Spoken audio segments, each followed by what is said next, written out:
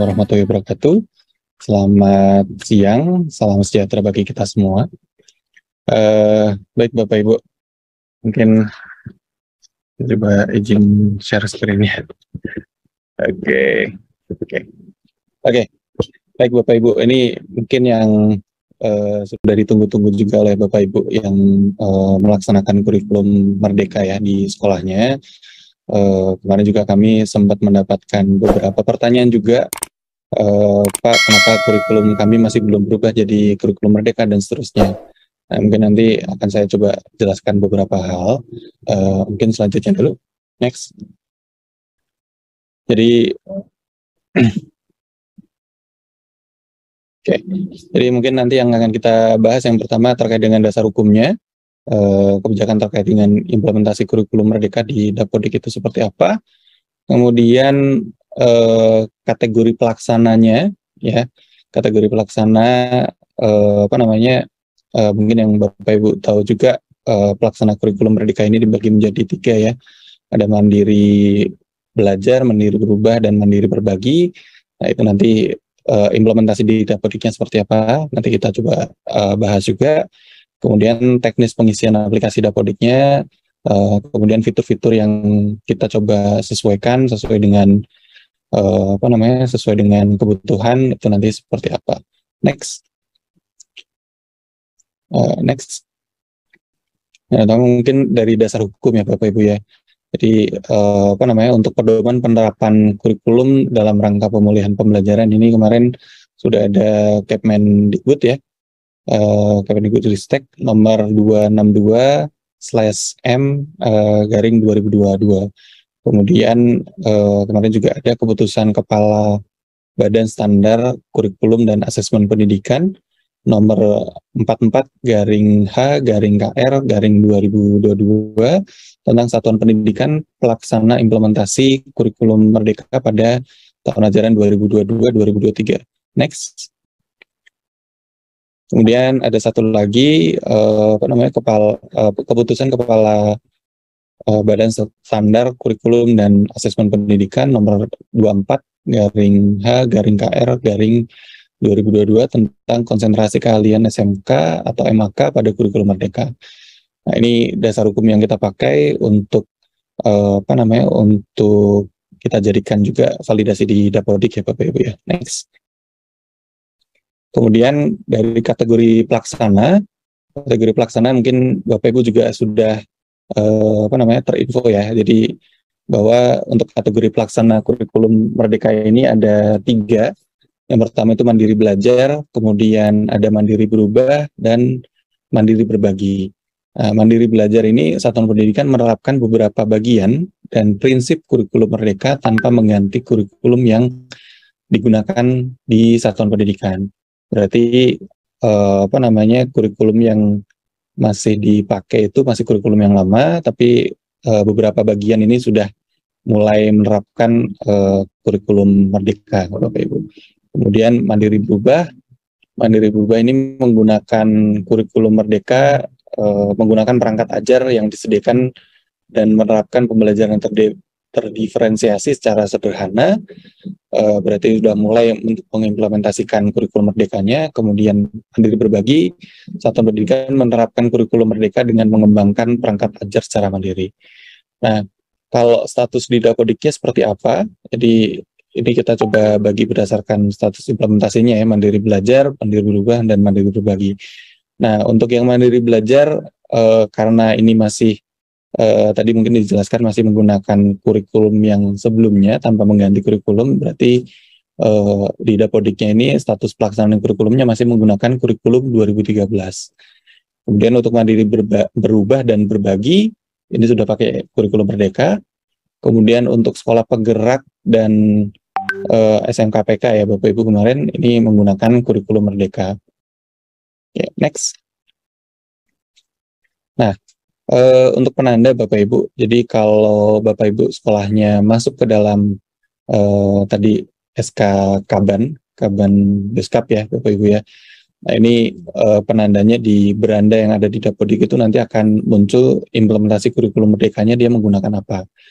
Nah banyak pertanyaan yang masuk ke kami, Pak nama sekolah saya sudah masuk ke SK, tapi kenapa status implementasi kurikulumnya masih K13? Coba dicek lagi apakah statusnya itu mandiri belajar, mandiri berbagi, atau mandiri berubah. Karena kalau masih mandiri belajar, seperti yang saya jelaskan tadi, kurikulum yang dipakai itu masih kurikulum 2013.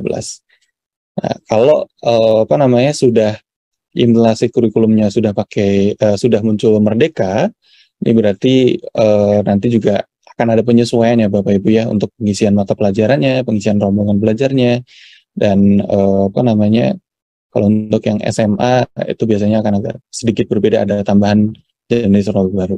Oke, next. Nah, untuk teknis pengisian ya Bapak Ibu, untuk teknis pengisian yang pertama untuk yang jenjang SMA, SMK, dan kesetaraan, ini saat membuat rombel kan pasti ditanya ya, ini program keahlian atau konsentrasi keahlian atau program yang dilayani itu apa. Nah, ini nanti perlu ditambahkan dulu Bapak Ibu. Kemudian pengisian program dan layanan di jenjang SMA kesetaraan dilakukan melalui aplikasi Dapodik. Tapi untuk yang SMK, untuk pengisian program dan konsentrasi keahlian di jenjang SMK ini dilakukan melalui manajemen Dapodik yang dikelola oleh teman-teman di dinas provinsi ya. Karena untuk penambahan kompetensinya ada di manajemen Dapodik. Next. Nah, ini mungkin untuk contohnya Bapak Ibu untuk tampilannya. Jadi nanti ada di menu data rinci sekolah, kemudian program pengajaran yang dilayani ini bisa ditambahkan untuk yang SMA ya, bisa ditambahkan melalui aplikasi Dapodik, ditambahkan next, diklik untuk tambah, kemudian nanti cari yang keywordnya itu umum gitu ya, Merdeka umum, nanti dipilih, kemudian tutup dan simpan. Nah, next. Kemudian untuk yang kesetaraan juga kurang lebih sama gitu ya Bapak Ibu, seperti yang di SMA, terlebih untuk yang paket C ya, karena yang setara dengan SMA itu di paket C, itu bisa ditambahkan paket C umum ya, ditambahkan klik menu tambah dan pilih nanti paket C umum. Next. Tapi itu nanti perlu dipastikan flagging atau status kurikulum yang di depan tadi ya harus sudah merdeka. Next. Oke. Nah, kemudian untuk yang SMK ini nanti ditambahkan di di dinas terlebih dahulu. Nah, nanti setelah ditambahkan di dinas, nanti dari sekolah itu tinggal melakukan tarik data. Next, Mbak, mungkin. Jadi setelah nanti ditambahkan di dinas ya, ini di dinas yang melakukan penambahannya, dipilih nanti sekolahnya, next. Kemudian nanti ada menu untuk menambahkan kompetensi keahlian di sana, tinggal dipilih kompetensi keahliannya, dia mau pakai kompetensi keahlian apa yang diajarkan di sekolah tersebut. Oke. Nah, ini ada sedikit perbedaan penamaan ya Bapak Ibu ya, kalau untuk yang kelas 10 dan kelas 11, 12 gitu ya. Kalau di SMK itu kelas 10 itu yang dipilih adalah program keahlian, makanya di situ tidak ada penandanya. Kalau yang kelas 11, 12 itu penandanya ada dalam kurung K, itu menunjukkan bahwa ini sudah masuk ke konsentrasi keahliannya. Oke, next. Oke, ini contohnya, next. Oke. Nah, Bapak Ibu nanti bisa unduh saja untuk seluruh kurikulum Merdeka yang SMK ya Bapak Ibu ya, di link tersebut di s.id garing struktur -km-smk. Oke, next. Nah, kemudian untuk pengisian rombelnya, ini mungkin yang sering ditanyakan juga di kami. Nanti ada penambahan rombel, kemudian pengisian pembelajarannya, yang kemarin juga sering ditanyakan untuk pengisian koordinator P5 itu seperti apa, pemilihan tema itu seperti apa, kemudian matpel pilihan untuk yang SMA itu nanti seperti apa. Next. Nah, Untuk rombongan belajar, apa namanya, untuk rombongan belajar bagi yang status kurikulumnya itu adalah kurikulum merdeka, secara otomatis di Dapodiknya kita akan kami memberikan validasi ya Bapak Ibu ya. Jadi rombongan belajar yang bisa dipilih di tingkat awal itu adalah kurikulum merdeka. Jadi nanti ditandai dengan pemilihan kurikulumnya. Atau kalau yang di SMA berarti nanti pilih yang apa namanya, program dilayaninya Merdeka Umum yang tadi udah dipilih. Kalau untuk yang apa namanya untuk yang SMP dan SD itu tinggal nanti ditandainya otomatis nanti di pilihan kurikulumnya. Nah, next. Kemudian untuk yang SD ini apa namanya, masih seperti tahun lalu yang untuk sekolah penggerak, sebenarnya apa namanya, pengisiannya kurang lebih sama. Jadi di SD Bapak Ibu nanti untuk guru kelas itu masih bisa di-input ya Bapak Ibu ya. Di guru kelas itu nanti ada mata pelajaran apa namanya, mata pelajarannya itu guru kelas SD, MI, SLB. Kemudian jumlah jamnya itu 24 jam, maksimalnya juga 24 jam. Nah, untuk mata pelajaran yang lain gitu ya, mata pelajaran yang lain yang diampu oleh guru kelas tersebut, karena di sini kan apa namanya, kalau sesuai dengan struktur kurikulum itu didata untuk yang mata pelajaran yang diampu ya. Mata pelajaran yang lain itu nanti bisa diisikan jamnya 0 saja karena itu sudah apa namanya, sudah terhitung dari apa namanya, guru kelas yang tadi sudah diisikan. Nah, kemudian untuk PJOK ini apa namanya, silahkan diisikan. PJOK biasanya guru lain ya yang mengisi. Untuk jamnya, jam maksimalnya kita kemarin sesuaikan Bapak Ibu dari struktur kurikulum yang ada. Kalau dilihat di apa, di Kemendikbud itu ya, di Kemendikbud itu untuk alokasi jamnya itu kan 1 tahun ya Bapak Ibu ya. Nah, karena di Dapodik ini masih apa namanya, masih digunakan untuk yang K13 juga, jadi untuk alokasi jamnya kita konversi ke apa namanya, per minggu Bapak Ibu. Jadi kalau asumsinya 1 tahun itu 36 minggu, jadi dan 1 JP-nya itu 35 menit ya Bapak Ibu. Jadi kita bagikan ke 36 dan apa namanya, untuk total jam yang bisa diampu itu kita coba konversi, kita sudah tambahkan juga untuk alokasi proyek penguatan profil pelajar Pancasila untuk yang guru yang mengampu pelajaran tersebut. Jadi sebenarnya itu jamnya sudah include ya, untuk jam fasilitator proyeknya udah masuk ke situ. Next. Ini untuk yang SD, kemudian untuk yang SMP, kalau SMP kan tidak ada guru kelas ya Bapak Ibu ya, jadi udah per mapel, ini juga sudah cukup jelas. Ini mungkin yang perlu diperhatikan apa namanya, yang kemarin jadi apa namanya, berbeda persepsi ya, kesalahan persepsi itu apa namanya, untuk guru yang dia mengajarkan apa namanya, satu guru itu kan pasti diminta untuk mengajar proyek penguatan Pancasila ya, untuk mengampu ya. Nah itu apa namanya, diisikannya kemarin jamnya dimasukkan ke jam penguatan pelajar Pancasila. Nah padahal itu sebenarnya diperuntukkan nanti untuk apa namanya, untuk koordinator proyek ya Bapak Ibu ya. Nah sebenarnya jamnya sudah kita include-kan ke dalam jam maksimal gitu ya. Kalau Bapak Ibu perhatikan di apa namanya, di struktur kurikulumnya, ini contoh yang Pancasila ya Bapak Ibu ya. Pancasila alokasi intrakurikulernya itu 72 jam satu apa namanya, per tahun ya, atau kalau dikonversi per minggu itu 2 jam. Kemudian itu ada alokasi proyek ya, untuk proyek penguatan Pancasila itu 36 jam per tahun. Kemudian kalau di total itu 108 jam. Nah, untuk jam maksimalnya kita udah pakai yang 108 bagi 36 itu dapatnya 3 jam. Jadi sebenarnya kalau udah diisikan 3 jam itu sebenarnya udah ke-include apa namanya, untuk yang mata pelajaran proyeknya. Next. Untuk SMA juga sama untuk jam maksimalnya ya, jam maksimal dan konversi dari jam per tahun ke jam per minggu. Oke, next. Untuk SMK juga sama. Next. Nah, ini untuk yang pengisian IPAS ya Bapak Ibu ya. Jadi apa namanya? Nanti di pilihan project IPAS itu nanti bisa dipilih di sana, kemudian setelah diisikan, nah itu nanti bisa dipilih sub mata pelajaran. Nah, di sub mata pelajarannya itu nanti temanya bisa diisi di sana. Oke, next.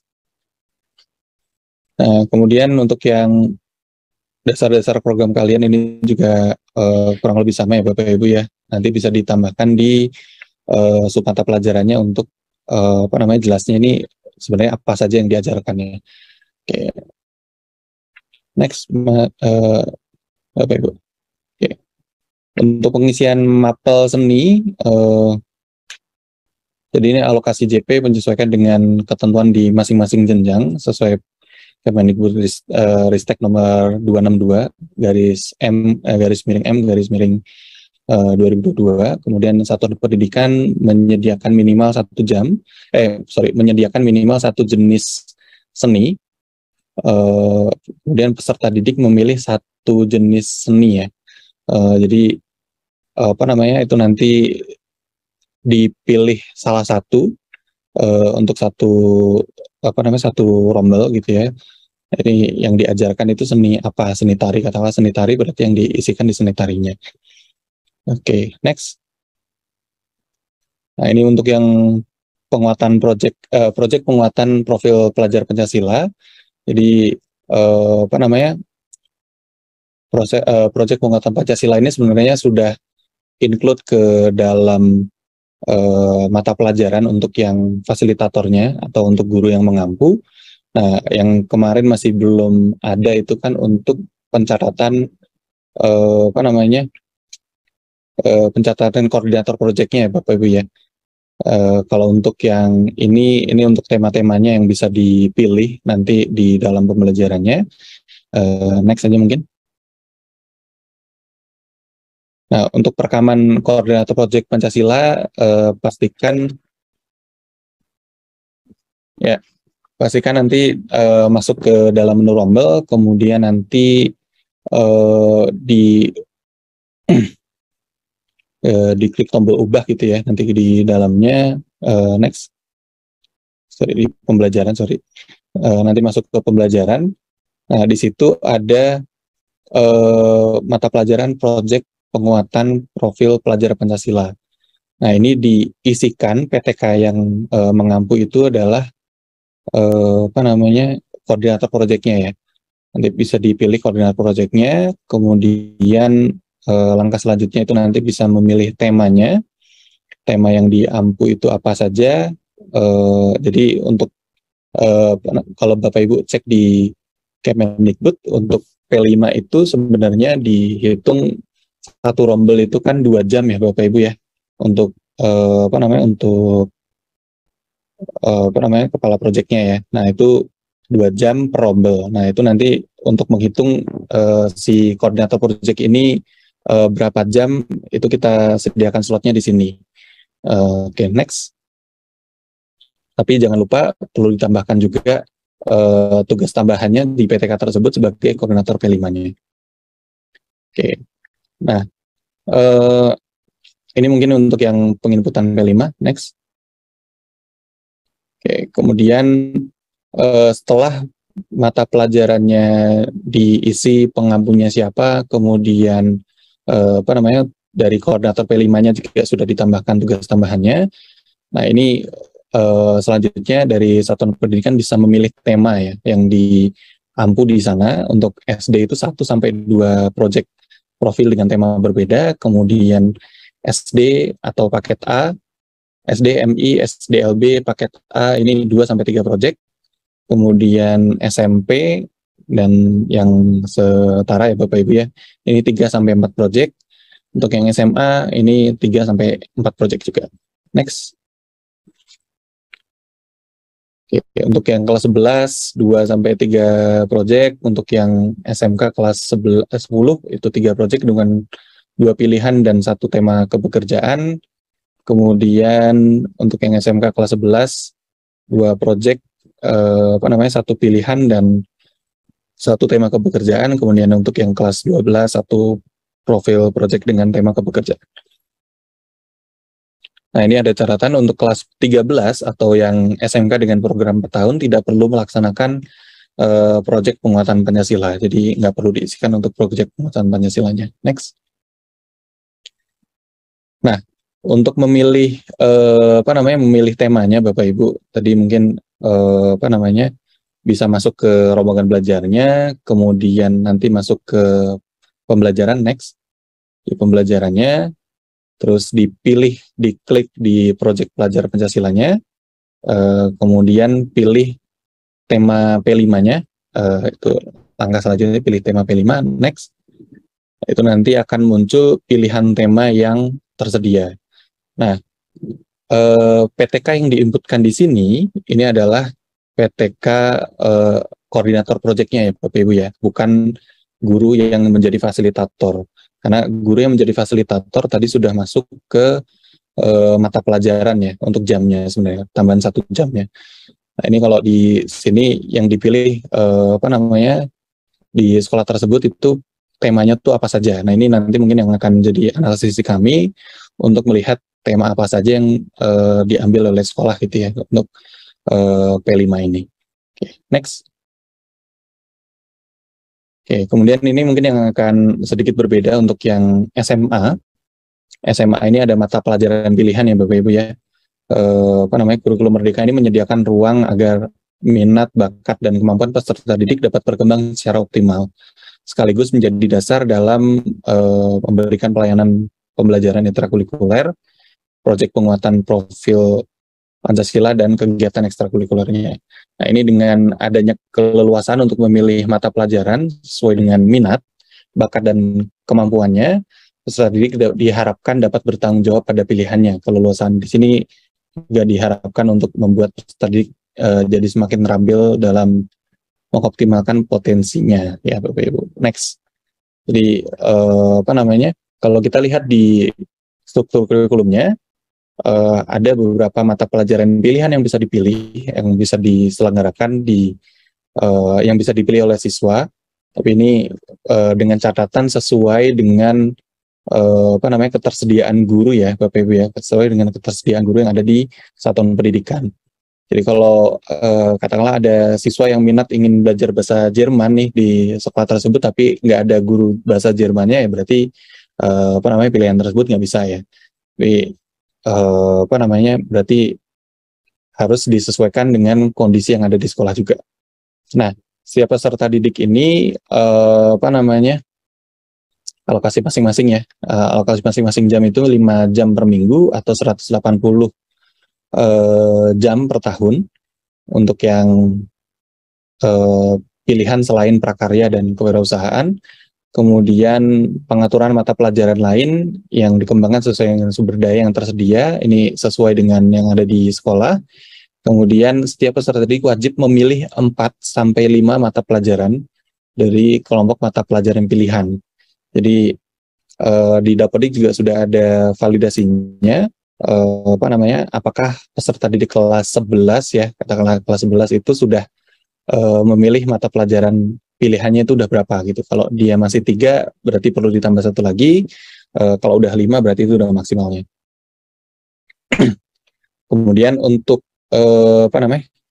sebelumnya mungkin sebelumnya. Nah, untuk mata pelajaran pilihan di kelas 10 dan kelas 11 dan kelas 12 ini tidak ada syarat minimum peserta didik ya Bapak Ibu ya. Jadi kalau katakanlah yang minat itu cuma 1 ya harusnya tetap dihitung itu untuk jamnya. Tapi mungkin yang perlu kita perhatikan adalah paralel kelasnya itu bisa berapa, karena kalau ternyata di situ yang berminat sedikit tapi jumlah gurunya berlebih katakanlah ya, kalau bisa diampul oleh 1 guru kenapa harus lebih dari 1 guru gitu. Ini validasinya masih ada di Dapodik itu seperti itu. Jadi kalau katakanlah yang minat untuk bahasa Korea, katakanlah yang minat bahasa Korea itu ada 20 anak, ya berarti 20 anak itu digabungkan jadi pencatatannya itu digabungkan jadi satu rombel tersendiri untuk mencatat peminatan tersebut. Jadi itu tidak bisa dibagi jadi dua guru ya yang mengampung ya. Jadi 10-10 itu nanti pasti akan kena validasi. Next.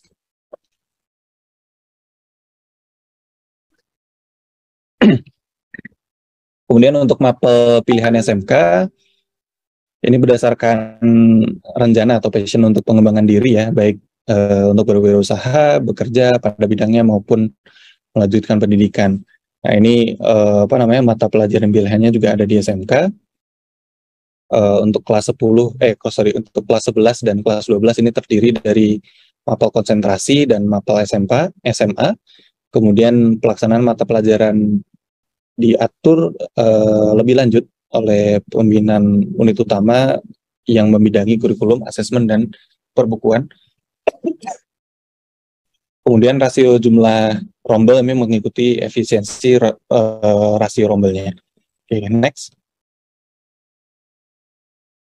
Nah, untuk mengisi mapel pilihan itu nanti di di menu rombongan belajar itu nanti ada sub menu mapel pilihan.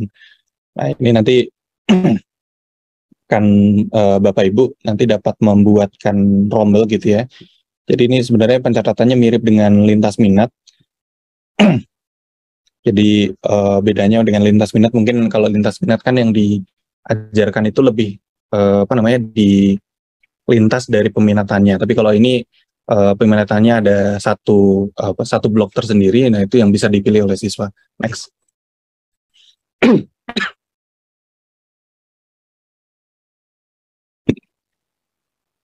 Oke, untuk menambahkan nanti seperti biasa Bapak Ibu standarnya kalau di aplikasi Dapodik ya, nanti bisa klik tambah, kemudian diisikan detailnya, kemudian ini wali kelasnya siapa, berada di ruang kelas yang mana, kemudian nanti disimpan baru lanjut ke pembelajaran. Next. Nanti di pembelajarannya nanti bisa ditambahkan pilih mata pelajaran pilihannya. Nah, nanti akan muncul next, coba di next. Nanti akan muncul referensi mata pelajaran pilihan yang ada di dalam kelompok mapel pilihan tadi. Oke. Setelah itu nanti bisa disimpan dan tutup. Nanti mata pelajaran atau rombelnya itu nanti sudah terbuat untuk yang pilihannya. Next. Nah, setelah itu baru nanti Bapak Ibu lanjut pilih pilih anggota rombelnya ya yang akan masuk ke dalam peminatan itu atau mapel pilihan itu nanti siapa saja. Nah, ini nanti tinggal ditarik aja, kalau sudah selesai nanti tinggal ditutup kemudian disimpan. Next. Oke, mungkin itu Bapak Ibu yang bisa saya sampaikan terkait dengan teknis pengisiannya.